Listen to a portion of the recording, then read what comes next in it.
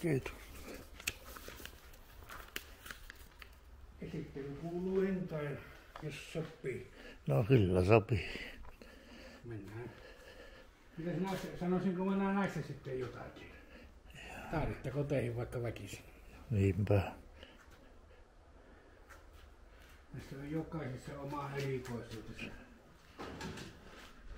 Iso nursi jopa kävelee. Ja no, mulla on tästä taskulamppu unohtunut, mutta karhu kun näyttää silmiin taskulampulla, niin silmät hohkataan. Eli se on niin kuin polkupyörän heistämässä. On saarin vanhat kärryt. Mitäpä se saari käytetyillä kärryillä kätteeksi. Niin.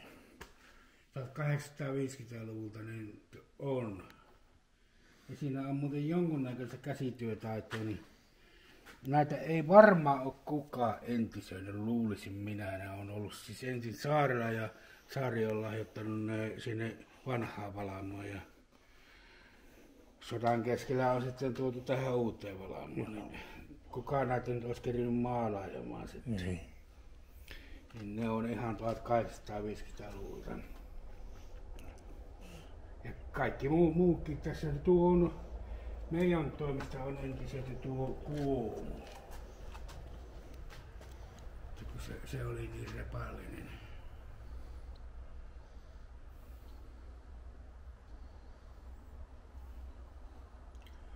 Siinä on just se mielenkiintoista nämä esimerkiksi nämä lokasuojat, niin kivet kun rapisee soratiellä, niin se on nahkaa, ei kuulu niin pahaa ääntä. Sitä mä en tiedä, mitä ne teki hevosen pieruille, mutta jotain ne varmaan teki.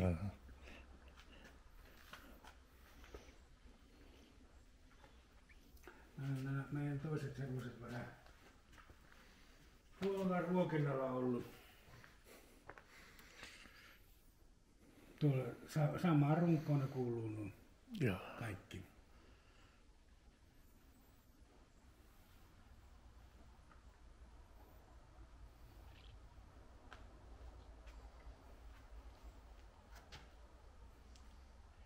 Mopohan se oli, joka suomalaisessa.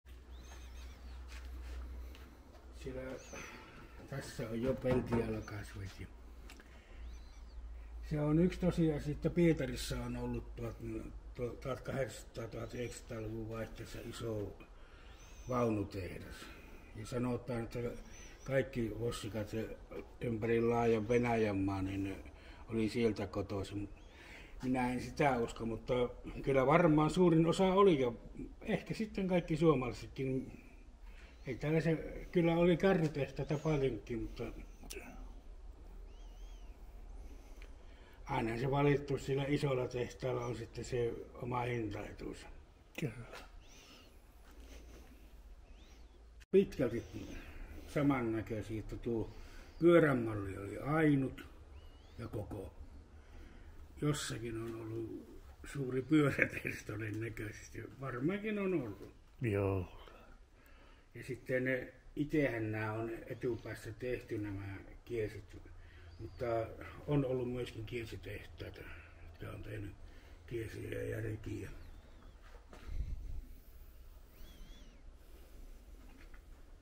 Tullut katsottua näitä vanhoja kotimaisia elokuvia.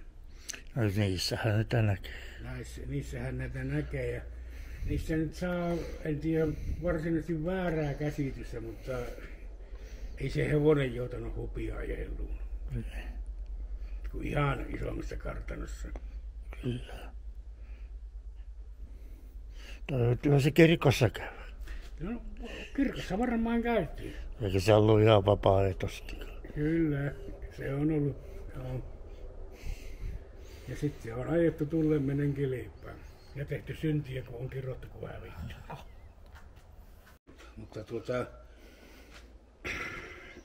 munkin sitten ne otti niin kuin katon pois ja vähän yksinkertaisesti ja käytti näitä niin kuin lantuja ja peruna ja porkkana siis, että niin kuin kasvimaalle, että siellä kuljetuksen. onhan se varmaan silloin käyttöaikana ollut vielä nuo hienot toppauksetkin. Joo.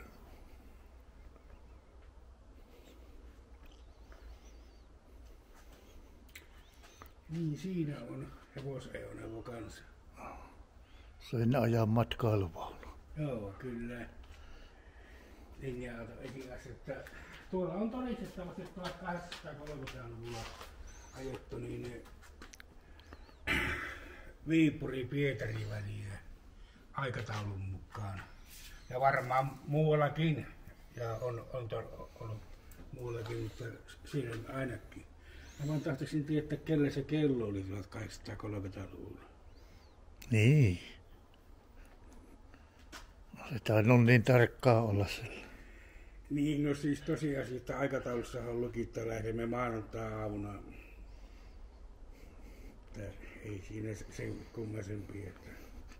Sittenhän se meni tarkemmas, kun junat tuli. Että. Joo. Niin silloin kun junat tuli, niin eihän ollut kansallista aikaakaan. Se oli, katsottiin auringossa, että milloin se on korkeimmilla ja sen mukaan laitettiin kellot sitten. Että.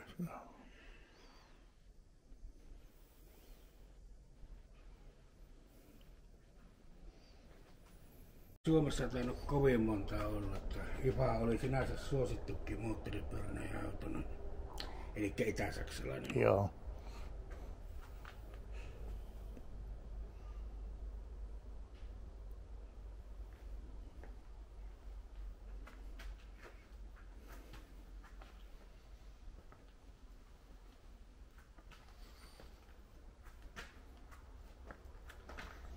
Tässähän se on yksi minusta hauska ajatella, että näillähän oli kans, että nämä oli ensimmäinen moottoroitu kulkuneuvo talossa hyvin usein. Eikä se isäntäkään mikään kokenut motoristi ollut.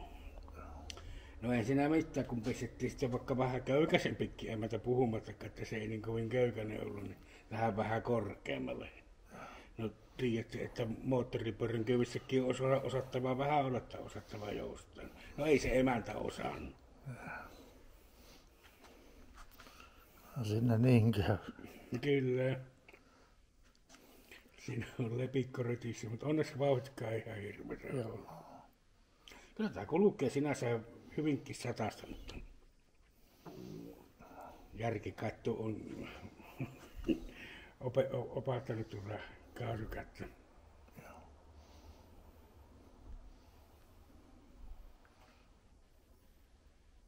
Siinä Veikkasen vielä. Harrastajat tykkää tuossa, jotka niin kuin autosta on perillä, niin tästä näkee hyvin tuon rakenteen.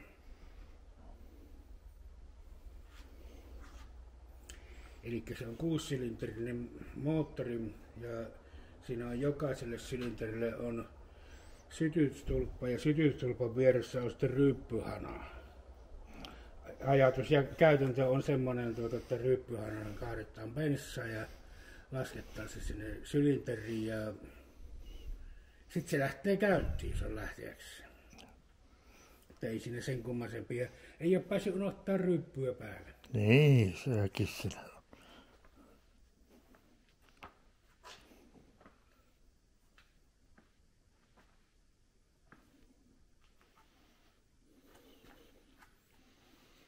Näissä tsekkiläisistä niin siihen 2-puolikkaseen, 3-puolikkaseen Hondaan, niin se oli niin erilainen laite.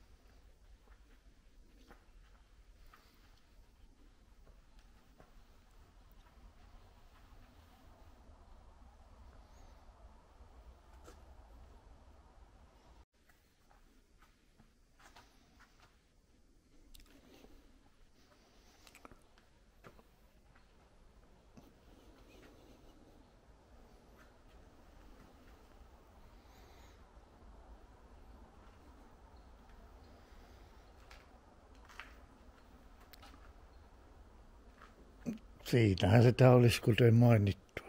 Kyllä.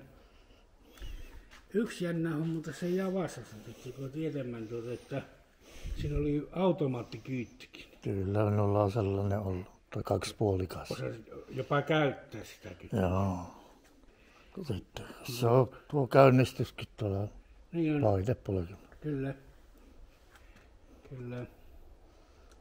On muutaman kerran sattunut sillä tavalla, että on tullut niin miehet on sanonut, että no, mulla oli 20 vuotta Java ja siinä ei ollut automaattikytkintä. Sehän kyllä onnistuu, että sitä ei huomaa. No ottaa pois. Niin ja sitten niin olihan siksi ei siinä ollut. Eikä mitään niitä nyt oli niitä urheilumallisia, niissä ei ollut.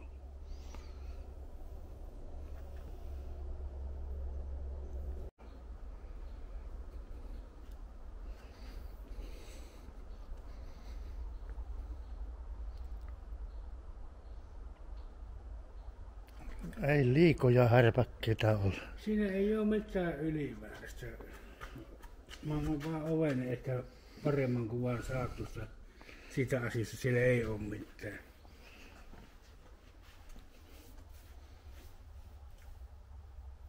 Sehän siinä on nykyautoon verrattuna sytytsissä pitää säätää ja seostakin. Mutta siinä ei todellakaan ole käsikokoja sytkää säätämässä sinänsä.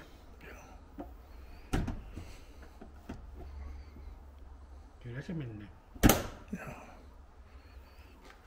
Eipähän tuolla nyt oikein kukaan osasi ajaa.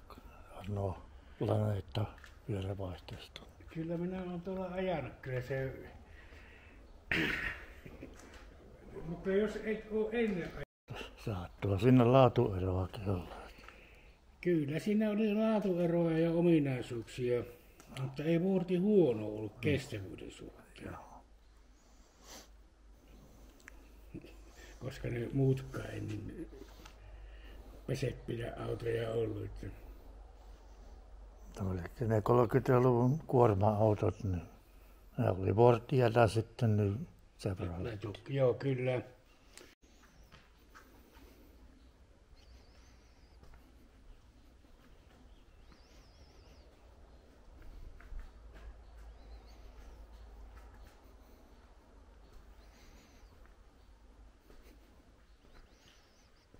Tuossa on hyvä kuva, että mä kuvastaa tätä harrastusta. Tämmönen se oli löytyessä. Tai niin on löytyessään. Joo, niin. Siinä vähän. Pikkasen, niin kuin sanotaan humorisesti, että pientä laittoa. Joo. Yli 10 vuotta siinä on mennyt, että se sai tuohon kuntoon. Kyllä se hieno on. Hieno on. Tämä on siis semmoinen, että se on ollut aikanaan halvan puolinen auto. Sillä ei saanut tämän hinnalla kuin 3 tai 4 vuortia. Se on ollut siis ihan noin, mutta hinnaerot on ollut suuret. Ja tämä on ollut halvemmasta päässä. Siihen sitten oli Nassi ja Hudsoni. Niistä 3 tuli jo myöhemmin Ramler.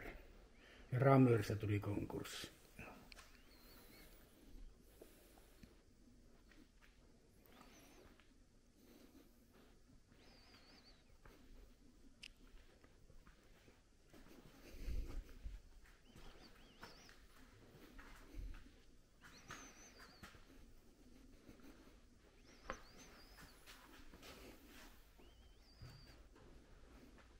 Tuo nyt ihan 50-luvun pemarilla. No, kyllä tämä on 48 ja niitä tehtiin sitten, tuokin on oikeastaan jo EMP, tiedätkö se historia, kiinnostaako? Joo. No siinä oli semmoinen homma, että ensinnäkin tehtiin Eisenachissa BMWtä, moottoripyöriä ja autoja muutaman kilometrin päässä toisesta ja sitten tapettiin. Ja siitä sitten niin ruvettiin ensimmäisenä tekemään BMWtä siellä Eisenachissa Itä-Saksan puolella ja länsi-saksalaiset siitä suutti, että ei teillä ole oikeata BMW-merkkiä. No, se on heidän murheansa, onko vaiko eikä, mutta kuitenkin, niin siitä sitten tehtiin EMV eli Eisenach Motorenwerk. Ja siinä oli se ero, että se oli Eisenach, tämä BMW on niin kuin kuvastaa kahta asiaa. Lentokoneen potkuria ja sitten Bayerin maakuntavärit on nämä sininen ja valkoinen. No, EMW:hin tuli sitten punainen ja valkoinen. Eikä ne, en tiedä, olisiko ne tehnyt lentokoneen moottoreita, mutta ei ne ainakaan siitä kuuluisia ollut. Tuskinpä vaan. Tuskinpä vaan, mutta en mene sanomaan.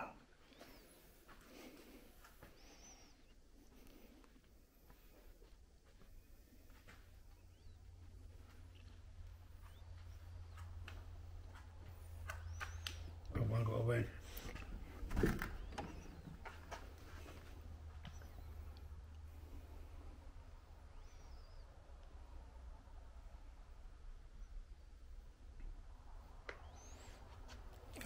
Ole siinäkään ihan turhia nippeleitä.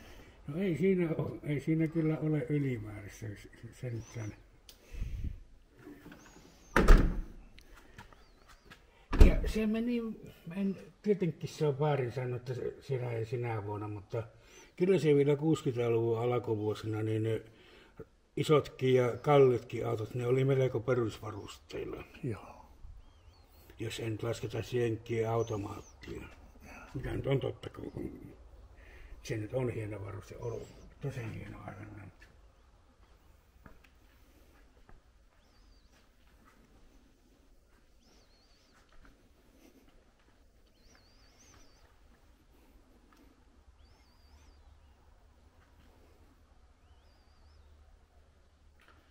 Tämä on oikeastaan taas jälleen kerran, menenpäs Jyrkäsessä sanomaan, mutta tämä oli ensimmäinen paketti, varsinainen paketti, mikä on tehty niin kuin alun perin pakettiautoksi.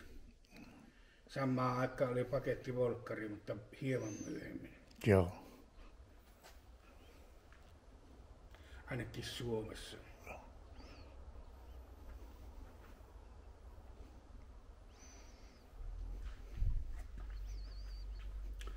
Hanomakkihan on Suomessa tunnetumpi lähinnä traktorissa ja kävessä kuorma-autosta, mutta kyllä se on tehnyt 2-3 mallia niin henkilöautojakin. No ensimmäistä kertaa minä tuollaisen näen. Ne olisi kuvissakaan. No minä väittäisin olevan jonkunnäköinen auton tuntija, jos otetaan tuosta kuvaa ja huolehditaan siitä, että ei näe tuo merkki, niin Mersus sanoisin. Joo. Se on pienempi kuin Mersu, mutta tässä on sama muotoilu. Joo.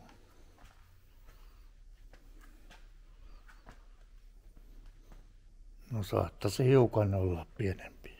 On se pienempi, mutta ei se Mersukaan niin iso ollut. Ei, kyllähän se aika kapoinen. Kyllä.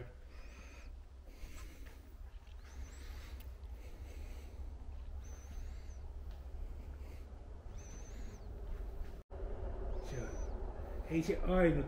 Suomessa ei ole koskaan ollut semmoista, että jonkun merkkinen tai värinen olisi taksi. Että taksit oli sellaisia, mitä ne oli. Mopeita oli niin kuin sikäli ainut taksi, koska muita ei rahalla saanut. Ne muut oli sitten noita sota-aikaisia. Ja oli totta kai poikkeuksiakin, mutta kuitenkin, että Mopeiden jälkeen tuli sitten Volga ja Volgan jälkeen tuli Mersu ja Mersun jälkeen tuli sitten merkkikirjavuus. Kyllä.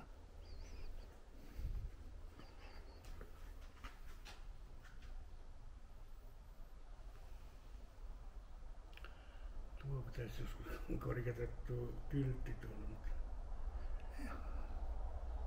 Särin tässä selkäinen, niin minä en. Eikä vaikka olisin miten terve, niin ei tuonne kannata yksin lähteä kamuamaan. Joo. Olisi 600 000 siihen aikaan, kun Simka Tonni sai alle 5 000, mutta eihän niitä voi sillä tavalla verrata, että korttiina taas maksoi sitten melkein 10 000. Mutta se, mitä maineeseen tulee, niin siinä oli niin kuin semmoinen seikka pääsi tapahtumaan, että se oli suunniteltu niin kuin pikkasille teille, sorateille, myöskin Itä-Saksassa ja Länsi-Saksassa, niin sen se kesti, mutta sitä se ei kestänyt, kun tuli kunnolliset asfaltit, niin sitten sitä ajettiin kaasupohjassa ja ihmeteltiin, minkä takia se leikkasi kiinni. Ei Porschekaan kestä kaasupohjassa tuntitolokkuja ajaa. Ja sitten siinä semmoinenkin sattuma kävi että kyllähän ne savutti, mutta samaan aikaan kun keksittiin kunnolliset kaksitahti öljyt, jotka ei niin savuttanut, samaan aikaan loppui kaksitahtien myynti autojen suhteen. Ei ole harrastajilla jo. Ja kyllähän ne mulle vähän harrastamista vaatiikin. Mitäpä sä, eihän nyt hyvää autoa kannata harrastaa. Niin. Mikäs tämä sitten? Tämähän Plymouthia on niin kuin jatkettu. 7 henkeä. Rekisteriotteessa lukee, että 7, mutta kun minä lasken tästä, että mä tiedän, että eissä saa olla 3, takana saa olla 3, eikö siitä tule 8? No niin, mutta rekisteriotteessa lukee 7. Olosuhteessa niin 10 niitä oli. Joo.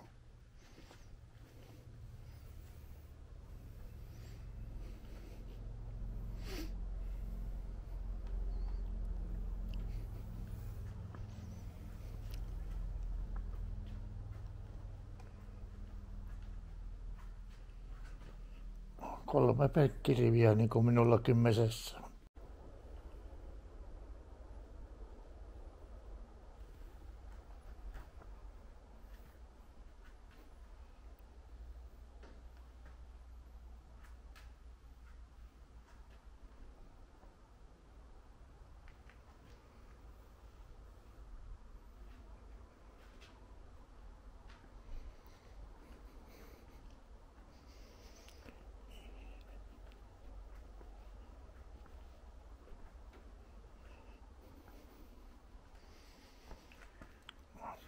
Vääpelikörmyssä, mikä oli tämä. Siis yleensähän se on hyvästi vajaa sekunti ennen kuin auto menee tuohon kuntoon. Mutta tässä on kyllä työpäivä vähäiseksi käynyt, kun se on tehty siis niin kuin lavasteautoksi. Niin kuin vääpelikörmä missä suhteessa tuttu. No on niitä joutunut katsomaan. Niin.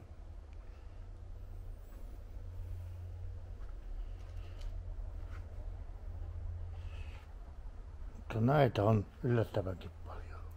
On niitä kummasti vaan säästynyt. Joo.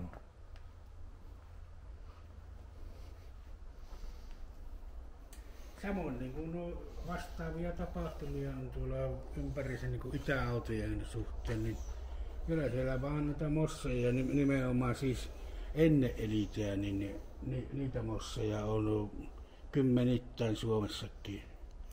Ja sitten vielä tulee Eestissä aika paljonkin porukkaa.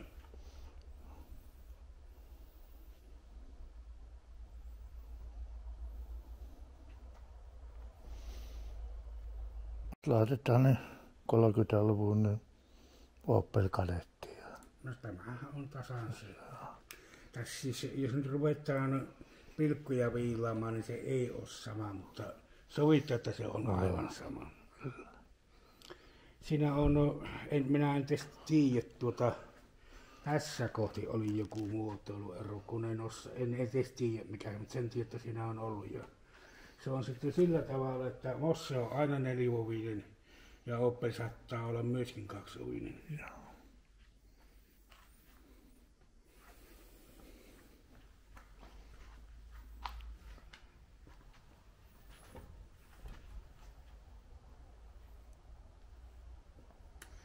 Polkupyörä se muuten oli oikeastaan monessa suhteessa voi sanoa paras keksintö, kun ajattelepas, että ennen kuin oli polkupyöräinen naapuri, kyllä oli pitkä matka.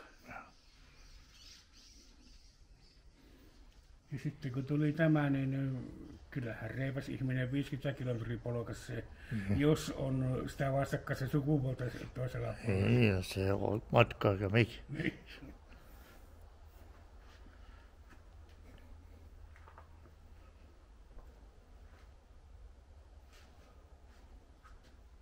Onko siellä kuitenkin, tuolla on pääskinpesä tuolla? En ole huomannut, että pääskin, mutta äsken kuullut, kun poikaset kerjäs. Tuolla niin kuin räystää alla. Se on mahdollista. Ennenhän niitä oli niin sanotusti pilvinpimeä.